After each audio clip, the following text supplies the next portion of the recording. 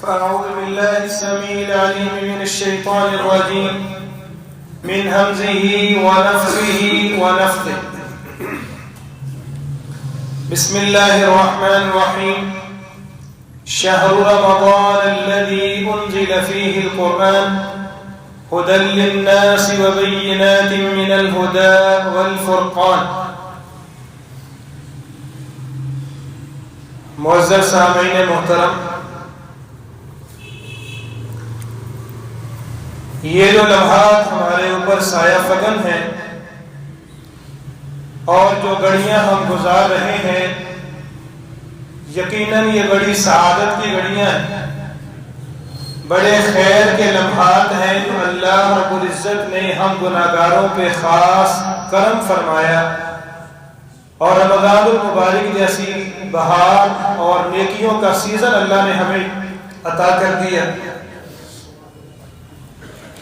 اللہ تعالیٰ سے دعا ہے کہ خالق و مالک ہمیں رمضان المبارک کا احترام کرنے کی توفیق عطا فرمائے اور رمضان المبارک کے جو مقاصد ہیں اور جو تقاضے ہیں رب العالمین ہمیں ان کو بھی پورا کرنے کی توفیق عطا فرمائے۔ رمضان المبارک کا تعلق تقوی اور پرہیزگاری کے ساتھ ہے، جیسا کہ بڑی معروف آیت کریمہ میں رب العالمین فرماتے ہیں یا ایھا الذین آمنوا کتب علیکم الصیام کما کتب علی الذین من قبلکم لعلکم تتقون۔ اہل ایمان، تمہارے اوپر میں نے رمضان کے روزے فرض کیے، صرف تمہارے اوپر نہیں کیے، تم سے پہلے لوگوں کے اوپر بھی یہ روزے فرض تھے، لعلکم تتقون۔ روزے فرض کرنے کا مقصد یہ ہے کہ تمہارے اندر تقوی پیدا ہو جائے، پرہیزگاری آ جائے۔ تقوی اور پرہیزگاری کا حصول تب ہی ممکن ہے جب ہمارا تعلق باللہ مضبوط ہوگا۔ جتنا ہمارا اللہ کے ساتھ تعلق اور ربط مضبوط ہوگا اتنا زیادہ ہمارے اندر تقوی پیدا ہوتا چلا جائے گا، اور تعلق باللہ کو مضبوط کرنے کے بہت سارے ذرائع ہیں، بہت سارے طور طریقے ہیں۔ ان اطوار میں سے، ان طریقوں میں سے ایک بہت اہم ترین اور آسان ترین طریقہ تعلق باللہ کو مضبوط کرنے کا تلاوت قرآن مجید ہے۔ رمضان المبارک کا تذکرہ ہو اور قرآن اور تلاوت قرآن کا تذکرہ ہو، ایسا ممکن نہیں ہوتا، کیونکہ رمضان یہ نزول قرآن کا مہینہ ہے۔ رمضان المبارک کو ہم بقیہ تمام 11 مہینوں سے افضل اور اشرف سمجھتے ہیں۔ رمضان کے افضل ہونے کی جو وجہ قرآن نے بتائی ہے وہ یہ ہے کہ اس مہینے میں قرآن نازل ہوا۔ شہر رمضان الذی انزل فیہ القرآن۔ رمضان وہ مہینہ ہے کہ جس میں رب العالمین نے قرآن نازل کیا۔ جو فرشتہ آسمانوں سے قرآن مجید کو لے کر آیا،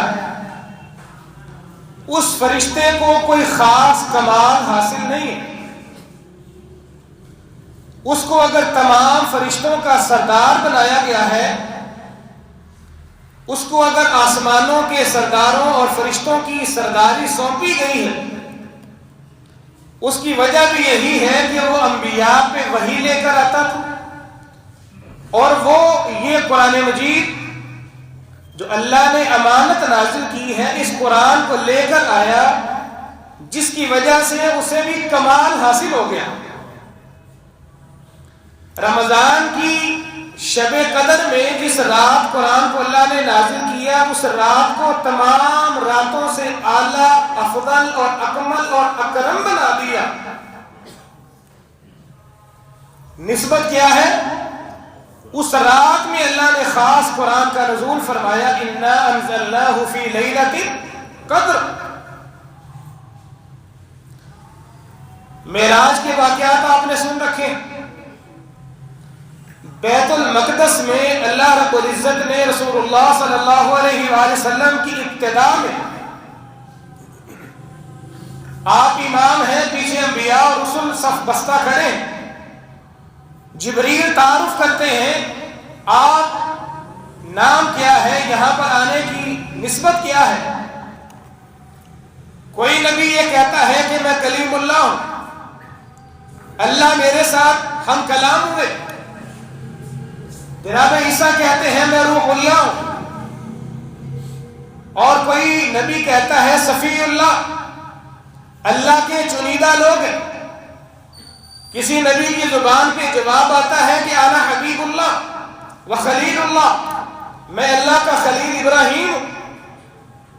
جب محمد کریم صلی اللہ علیہ وآلہ وسلم سے پوچھا جاتا ہے، آپ تعارف میں فرماتے ہیں کہ انی اوتیت القرآن، میں وہ ہوں جسے قرآن دیا گیا ہے، کیونکہ قرآن جیسا معجزہ، قرآن جیسا شرف، قرآن جیسی امانت اور سیادت سابقہ کسی نبی کو حاصل نہیں ہوئی۔ سابقہ کسی قوم پہ اللہ نے قرآن جیسی کتاب نازل ہی نہیں کی۔ یہی وجہ ہے موسیٰ علیہ السلام کو اللہ تعالیٰ نے معجزہ دیا، ید بیضا، ہاتھ بغل میں داخل کرتے ہیں، باہر نکلتا ہے چمکتا ہوا، عصا ہے پھینکتے ہیں، بہت بڑا اسلحہ بن جاتا ہے۔ عیسیٰ علیہ السلام کو اپنے معجزات، دیگر انبیاء کرام کے اپنے اپنے کمالات ہیں، معجزات ہیں جو امر ربی واقع ہوتے ہیں۔ پیارے نبی علیہ السلام کو سابقہ تمام نبیوں کے فضائل اور شرف اور معجزات اور کمالات کو ایک پلڑے میں ترازو میں جمع کیا جائے، اور آقا کائنات صلی اللہ علیہ وآلہ وسلم کی سعادت، آپ کے شرف اور کمال اور آپ کی تطہیر اور آپ کے معجزات کو ایک پلڑے میں رکھا جائے، اور محمد کریم صلی اللہ علیہ وآلہ وسلم کمال میں، مقام میں، عزت میں، سعادت میں اور شرف میں تمام انبیاء پہ فوقیت اور برتری رکھتے ہیں۔ تو پیارے بھائیوں، یہ تمام تر باتیں بتانے کا مقصد یہ ہے کہ قرآن جس کے ساتھ جڑتا چلا گیا، اللہ تعالیٰ نے اس کو ہر چیز سے اعلیٰ، افضل اور اکمل بنا دیا۔ تو کیا خیال ہے، اگر ہم اللہ کے برگزیدہ بندے بننا چاہتے ہیں، اللہ کے چنیدہ لوگ بننا چاہتے ہیں، اللہ کے مقرب ترین افراد بننا چاہتے ہیں، مستجاب الدعوات بننا چاہتے ہیں، اور یہ چاہتے ہیں کہ رب العالمین مرنے کے بعد جنت بھی عطا فرمائے، اور جنت کے اندر اللہ تعالیٰ انبیاء، صدیقین، شہداء اور صالحین کی رفاقت اور چاکری بھی نصیب فرما دے، اس کی بہت بڑی وجہ اور اس کا بہت بڑا راز یہ ہے کہ قرآن کے ساتھ اپنا تعلق مضبوط کرنا پڑے گا، اور قرآن کو اپنا ساتھی اور صاحب بنانا پڑے گا۔ قرآن مجید میں رب العالمین فرماتے ہیں، سعادت، قرآن مجید رمضان کا قرآن کے ساتھ جو تعلق ہے وہ دو طرح سے ہے۔ پہلا یہ ہے کہ قرآن مجید کا رمضان میں نزول ہوا، دوسری رمضان کے ساتھ اس کی نسبت اور تعلق کی وجہ یہ ہے کہ رسول اللہ صلی اللہ علیہ وآلہ وسلم رمضان کے اندر کثرت سے قرآن کی تلاوت کیا کرتے ہیں۔ ایک وجہ ہے کہ قرآن رمضان میں نازل ہوا، دوسری وجہ یہ ہے کہ اللہ کے نبی قرآن کی تلاوت بھی زیادہ رمضان میں کیا کرتے تھے۔ جناب عبداللہ بن عباس رضی اللہ تعالیٰ عنہ فرماتے ہیں، صحیح بخاری میں 1797 نمبر روایت ہے، کان النبی صلی اللہ علیہ وآلہ وسلم اجود الناس بالخیر وکان اجود ما یکون فی رمضان حین یلقاہ جبریل۔ اللہ کے نبی علیہ السلام رمضان کے علاوہ بھی بہت زیادہ جود و سخا کیا کرتے، لیکن جب رمضان آ جاتا تو آپ رمضان کے علاوہ بقیہ مہینوں میں جو سخاوت کا عالم تھا اس سے کہیں بڑھ کے رمضان کے اندر سخاوت کیا کرتے، اور فرمایا کہ وَكَانَ جِبْرِيلُ يَلْقَاهُ كُلَّ لَيْلَةٍ فِي رَمَضَانَ، ہر رات جبریل प्यारे नबी अलैहिस्सलाम के पास तशरीफ लाते हैं, मुलाकात करते हैं और यअरिदु अलैहिन नबीयुल कुरान, जिब्रील प्यारे नबी अलैहिस्सलाम को कुरान सुनाते हैं और प्यारे नबी जनाब जिब्रील को कुरान सुनाते हैं। हाफिजों की जुबान में इसे कहते हैं कि कुरान का दौर किया करते थे। तिलावत कुरान मजीद, इसके कई एक फज़ाइल हैं, इसकी कई एक सआदतें हैं। तिलावत कुरान मजीद के सवाब के बारे में जनाब अब्दुल्लाह इब्न मसऊद रज़ी अल्लाह तआला अन्हु बयान करते हैं। सुनन तिरमिज़ी के अंदर 2910 नंबर ये रिवायत है, फरमाया कि मन क़रअ हरफन मिन किताबिल्लाहि फलहु बिही हसना, जो शख्स कुरान मजीद का एक हरफ पढ़ लेता है, रब्बुल आलमीन उसको एक नेकी अता फरमाते हैं। कोई कमाल नहीं लगा आपको? इसलिए कमाल नहीं लगा कि हमें नेकी की पहचान नहीं है कि नेकी का वजूद क्या है। अलिफ बा ता सा, कितना टाइम लगा है आपको? शायद कि 1 सेकंड का भी आधा हिस्सा, लेकिन मुकाबले में जो इनाम मिलता है एक नेकी को अगर वजूद दिया जाए, हदीस ये बताती है कि जमीन और आसमान का खला अगर अजर सवाब से भर जाए तो ये एक नेकी का वजूद बनता है। यही वजह है कि हम नेकी का सुन के चुप बैठे रहते हैं, हमें पता ही नहीं है। और यही वजह है कि हम कुरान को भी उतनी अहमियत देना पसंद ही नहीं करते। हमें पता नहीं है कि इस कुरान की सआदत क्या है। फरमाया कि वल हसनतु बिअशरि अमसालिहा, सिर्फ एक नेकी पे इक्तफा नहीं किया जाता।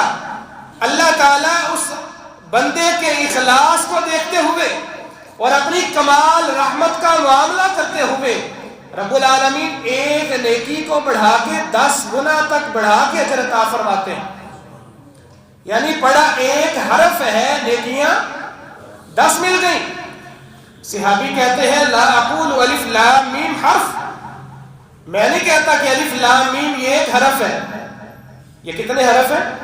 3 हरफ है, तीनों को मिला के एक लफ्ज बनता है। सहाबी कहते हैं बल अलिफुन हर्फ व लामुन हर्फ व मीमुन हर्फ, अलिफ अलग हरफ है, लाम अलग हरफ है, मीम अलग हरफ है। तो गोया कि जो अलिफ लाम मीम जैसे 3 हरूफ पढ़ लेता है, रब्बुल आलमीन उसको 30 नेकियां अता फरमा देते हैं। और कुरान पढ़ने वाले की मिसाल बयान करते हुए रसूलुल्लाह सल्लल्लाहु अलैहि वसल्लम ने फरमाया मसलुल मुमिन अल्लज़ी यक़रअुल कुरान मसलुल उतरुज्जा, उस मोमिन की मिसाल जो कुरान की तिलावत करता है नारंगी की मिसाल है। रीहुहा तय्यब व तअमुहा तय्यब, फरमाया कि जिसकी खुशबू भी बड़ी उम्दा होती है, जिसका जायका भी बड़ा उम्दा होता है। एक तवील रिवायत है, बहरहाल वक्त इजाजत नहीं दे रहा। अगर हम कुरान की तिलावत को मामूल बना लें तो यकीन माने कि हमारी जिंदगियों के अंदर सकीनत नाजिल होना शुरू हो जाए। दुकानों पे, कारोबार की जगह पे तिलावत कुरान को मामूल बना ले तो अल्लाह ताला हर शर से महफूज फरमा ले। घरों के अंदर कुरान की तिलावत को मामूल बनाए, अहले खाना को पाबंद करे।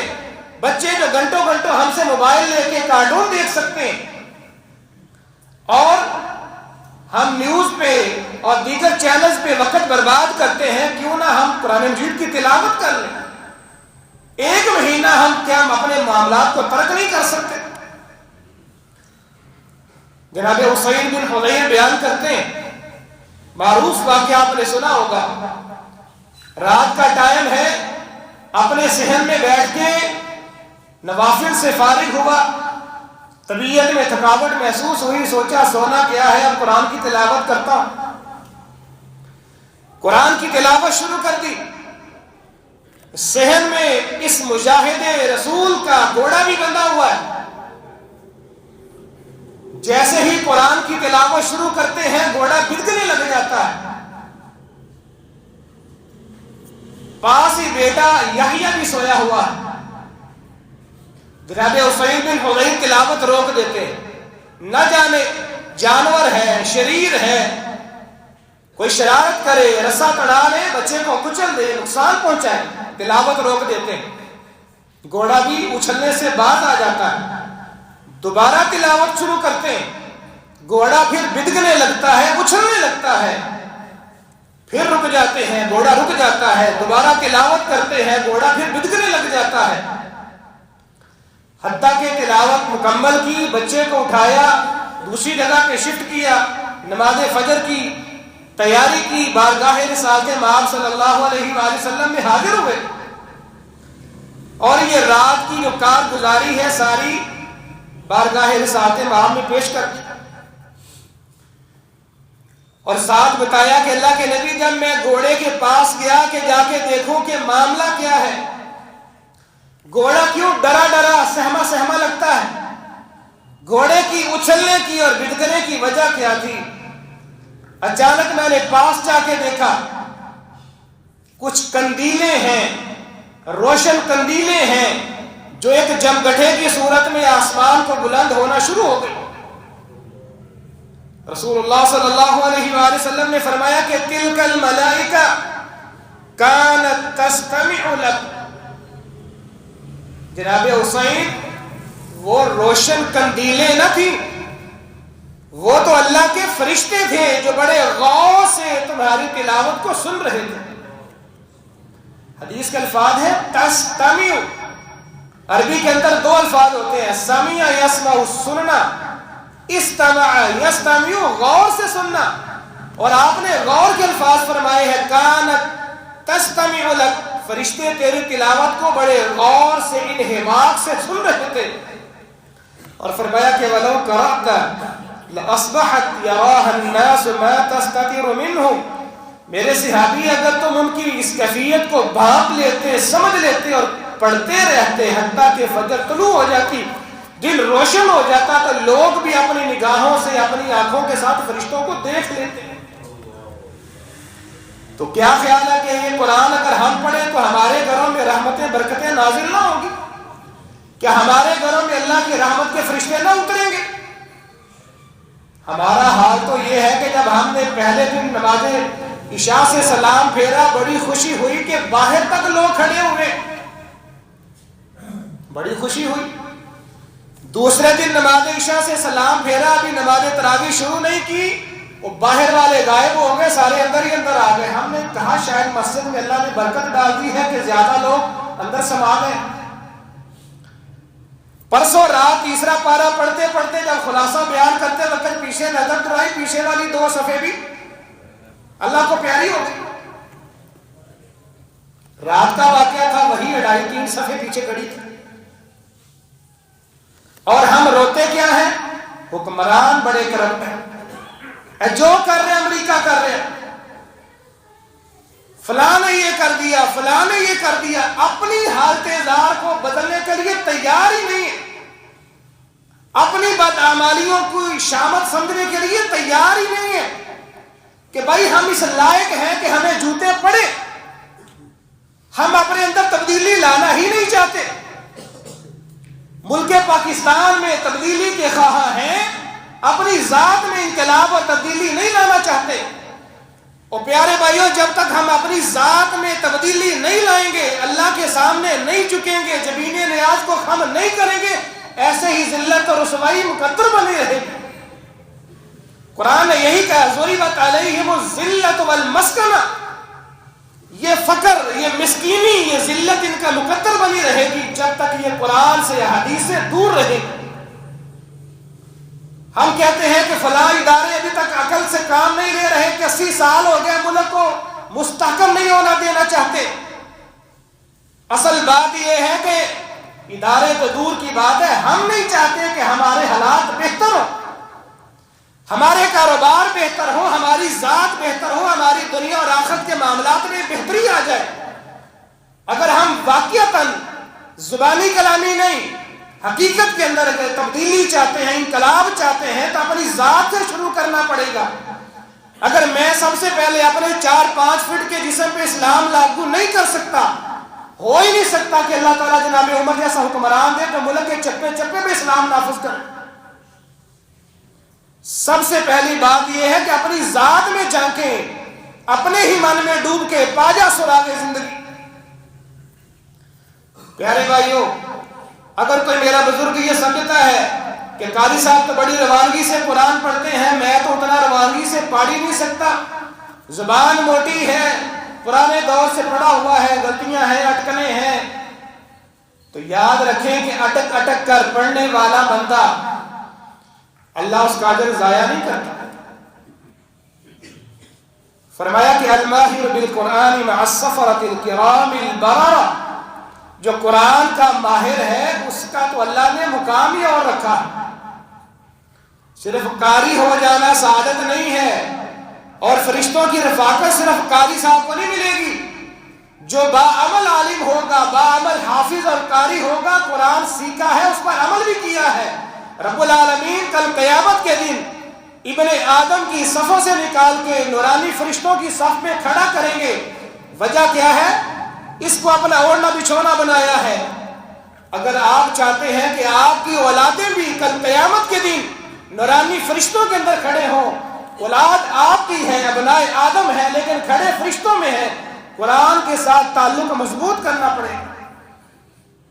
اور فرمایا کہ والذی یقرأ القرآن ویتعتع فیہ، جو قرآن تو پڑھتا ہے لیکن اٹکنے آتی ہیں، زبان موٹی ہے، لکنت ہے، وَهُوَ عَلَيْهِ شَاقٌ، قرآن پڑھنے میں مشقت کا سامنا کرنا پڑ رہا ہے، لَهُ أَجْرَانِ، اللہ رب العزت ایسے بندے کو عام آدمی کی نسبت دوہرا اجر عطا فرمائے گا۔ عام آدمی کو اگر 1 حرف پڑھنے سے 10 نیکیاں ملتی ہیں، اس کو کتنی ملیں گی؟ 20 نیکیاں ملیں گی۔ اور پیارے بھائیوں، قرآن آخرت میں سفارشی بنے گا۔ ابو امامہ بیان کرتے ہیں، اقرأ القرآن فإنه يأتي يوم القيامة شفيعا لأصحابه، میرے صحابہ، میری امت کے لوگوں، قرآن زیادہ پڑھا کرو، کیونکہ قرآن کل قیامت کے دن اپنے صاحب کے لیے سفارشی بن کر آئے گا۔ اور ایک روایت گزشتہ میں بھی ہم بیان کر چکے ہیں کہ الصیام والقرآن یشفعان للعبد یوم القیامہ، روزہ اور قرآن اپنے ساتھی کے لیے قیامت کے دن سفارش کریں گے۔ اور آپ اندازہ لگائیں کہ اگر ایک آدمی سمندر کے کنارے کنارے پھرتا رہتا ہے، کیا وہ سمندر کے اندر موجود خزانوں کو حاصل کر سکتا؟ اگر ایک آدمی سمندر میں اتر تو جائے لیکن سمندر کی ایک سطح کے اوپر تیراکی کرتا رہے، کیا وہ سمندر کے اندر موجود خزانوں تک پہنچ سکتا ہے؟ نہیں پہنچ سکتا۔ سمندر کے خزانے پانے کے لیے اسے غوطہ زن ہونا پڑے گا، سمندر کے اندر ڈبکی لگانا پڑے گی۔ قرآن کے خزانے، قرآن سے ہدایت، قرآن سے اولاد اور صحت، تمام تر معاملات امر ربی کی وجہ سے اگر آپ چاہتے ہیں تو قرآن کے اندر غوطہ زن ہونا پڑے گا۔ صرف قرآن پڑھنا نہیں مقصد، قرآن کو ساتھی بنانا مقصد ہے۔ اور ساتھی سے مراد کیا ہے؟ جو جلوت خلوت ہر لمحے میں آپ کا ساتھی ہے۔ آپ کے دل میں کیا مسائل ہیں آپ مجھے نہیں بتاتے، میرے اوپر کیا بیت رہی ہے میں آپ میں سے ہر بندے کو نہیں بتا سکتا۔ میں اسی کے ساتھ اپنا دکھڑا شیئر کروں گا، غم دکھ سکھ اس کے ساتھ ظاہر کروں گا جو میرا بڑا ساتھی ہے، اچھا دوست ہے۔ تنہائی میں اس کے ساتھ بیٹھ جائیں، اکیلے میں بیٹھ جائیں، خام خام انسان کی جذبات امڑ آتے ہیں اور باتیں اس کے سامنے بیان ہونا شروع ہو جاتی ہیں۔ تو پیارے بھائیوں، ہم دیکھیں کہ ہماری تنہائی میں ہم کرتے کیا؟ بور ہو رہے ہیں، چلو کوئی ڈرامہ دیکھ لیتے ہیں۔ نیند نہیں آ رہی، چلو کوئی فلم دیکھ لیتے ہیں۔ کبھی خیال نہیں آیا کہ نیند نہیں آ رہی تو شاید یہ میری روح بے چین ہے، روح کی غذا چاہیے، تو روح کی غذا آسمان سے اللہ نے قرآن نازل کیا۔ کبھی ایسا ہوا ہو کہ روح بے چین ہے، نیند نہیں آ رہی اور بے قراری محسوس ہوتی ہے، بوریت محسوس ہو رہی ہے، اکتاہٹ فیل کرتے ہیں، اٹھ کے کبھی وضو کیا ہو اور رب العالمین کے سامنے کھڑے ہو گئے ہو، جبین نیاز کو خم کیا ہو، دستے دعا کو دراز کیا، ہمارے ہاں تو بات مزاق میں ڈال دی جاتی ہے کہ نیند نہیں آ رہی تو کتاب کھول لیں، قرآن کھول لیں، فوراً شیطان تھپکی دے دے گا، فوراً نیند آ جائے گا۔ تو پیارے بھائیوں، ہمیں اپنے آپ کی اصلاح کرنی چاہیے، قرآن مجید کو اپنا اوڑھنا بچھونا بنانا چاہیے، قرآن کی تلاوت کو اپنا معمول بنا لیجیے۔ ساتھی عہد کرتے ہیں کہ کم از کم رمضان میں 5 قرآن مجید تو ہر بھائی پڑھنے کی کوشش کریں۔ یہ صرف 5 ساتھی 5 ہی پڑھیں گے، باقی ہم کی مسئلہ کہ باقی سب قاری صاحب کا پیچھے کھڑے ہو کے سمجھیں گے کہ تسی پڑھو، سانو تو اڑے کے تمام ہے، ہم نے آپ کا اپنا نمائندہ منتخب کیا، لہٰذا ہم کھڑے ہیں۔ پیارے بھائیوں، دکان پہ ہیں قرآن مصحف کی صورت میں، دکان پہ رکھیں، یقین مانے آپ دیکھیں گے کہ بڑی خیر و برکات اپنی آنکھوں سے محسوس ہوگی۔ آپ قرآن کتابی شکل میں نہیں رکھ سکتے، موبائل اپلیکیشن میں کر لیں۔ آپ رب العالمین سے دعا ہے کہ خالق و مالک ہمیں قرآن مجید کو سمجھ کر عمل پیرا ہونے کی توفیق عطا فرمائے۔ سبحان ربک رب العزت عما یصفون وسلام علی المرسلین والحمد للہ رب العالمین۔